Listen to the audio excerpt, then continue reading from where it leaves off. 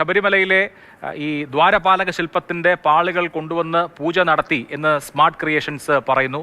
അതിന്റെ സാഹചര്യം എന്തായിരുന്നു? ടിവിയിൽ കാണിക്കുന്നത് എന്റെ വീടല്ല കേട്ടോ, അത് ആ ഫാക്ടറിയുടെ ഫ്രണ്ട് റൂമാണത്. അവിടെ ഒരു അയ്യപ്പ വിഗ്രഹമൊക്കെ വെച്ച് അത് അവര് തന്നെ അറേഞ്ച് ചെയ്തതാണ്. ഉണ്ണികൃഷ്ണൻ പോറ്റി എന്ന് പറയുന്ന അദ്ദേഹത്തെ എനിക്ക് ശബരിമലയിൽ വെച്ച് പരിചയമുണ്ട്. എല്ലാ മകരവിളക്കിന് പോകുമ്പോഴൊക്കെ അദ്ദേഹത്തെ കാണാറുണ്ട്. അപ്പൊ അദ്ദേഹം അവിടെ വെച്ച് എൻ്റെ അടുത്ത് പറഞ്ഞു, ഇങ്ങനെ ഈ കാണുന്ന നടയുടെ അറ്റകുറ്റപ്പണികളും ബാക്കിയെല്ലാം ചെയ്ത് ഫുൾ സ്വർണം പൂശി, അപ്പൊ അത് മെഡ്രാസിലുള്ള ഒരു ഫാക്ടറിയിലാണ് അതിന്റെ ഫൈനൽ ഔട്ട്കം വരുന്നത്. അപ്പൊ മെഡ്രാസിൽ ഉണ്ടെങ്കിൽ വരണം എന്നൊക്കെ പറഞ്ഞു. ഞാൻ പറഞ്ഞു തീർച്ചയായിട്ടും എന്നെ വിളിക്കണേ എന്ന് ഞാൻ പറഞ്ഞു. ആലോചിച്ച് നോക്കി, ഒരു ശബരിമലയിലേക്ക് പോകുന്ന ഒരു നടയും അതിന്റെ കട്ടളയും ദ്വാരപാലക ഇതൊക്കെ ഒന്ന് തൊട്ട് തൊഴാനുള്ള ഭാഗ്യം കിട്ടുക എന്ന് പറഞ്ഞാൽ വലിയതല്ലേ. ഞാൻ ചോദിച്ചു, പോകുന്ന വഴി എന്റെ വീടിന്റെ അവിടെ കൂടി ഒന്ന് കാണിച്ചിട്ട് കൊണ്ടുപോകാൻ പറ്റുമോ എന്ന് ചോദിച്ചു.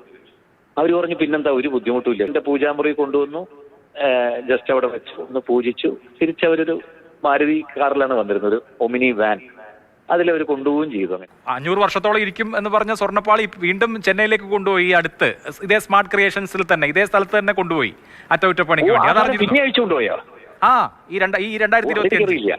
അപ്പൊ ഇത് ഇടയ്ക്കിടയ്ക്ക് നടക്കുന്ന അഴിച്ചുകൊണ്ട് വന്നിട്ട് ഇടയ്ക്കിടയ്ക്ക് പണിയെടുത്തിട്ട് തിരികെ കൊണ്ടുപോകുന്ന ഒരു പരിപാടിയായിരുന്നു. അയ്യോ, അപ്പൊ എങ്ങാനും 2025 കൊണ്ടുപോകുന്ന വഴിക്ക് എന്നെ പൂജയ്ക്ക് വിളിച്ചില്ലോ. വിളിച്ചിരുന്നെങ്കിൽ അതും വിവാദമായനെ. അയ്യോ എന്റെ അമ്മോ.